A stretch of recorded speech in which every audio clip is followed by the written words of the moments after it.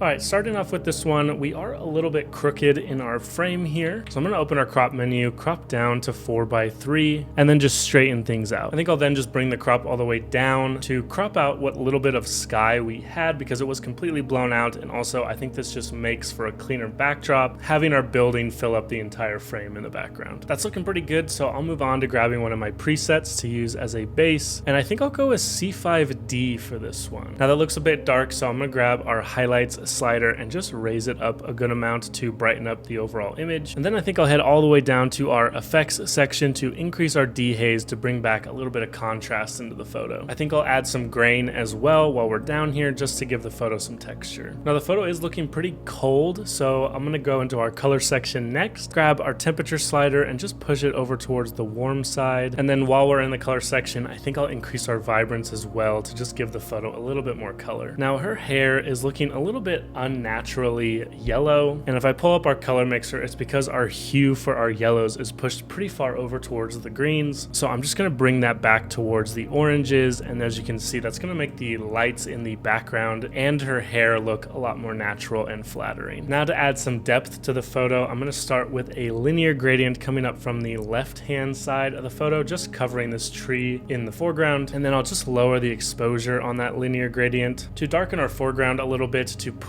emphasis towards her. Next, I'll do a similar thing but with a radial mask coming from the top of the photo that I'll subtract her from so it's behind her, and then with that radial mask selected, just increase the exposure, decrease the dehaze to accentuate the sunlight coming into the photo from behind her. We did lose a good amount of tree branch detail though in the top of the photo from that radial mask, so I think I'll just lower its highlights a little bit to bring some of that detail back. And then lastly, I think I'll just create a subject mask so we can select her and then just lift up her exposure a little bit so she stands off our background a little bit better. And I think that'll do it for this one. So here's our before and our after.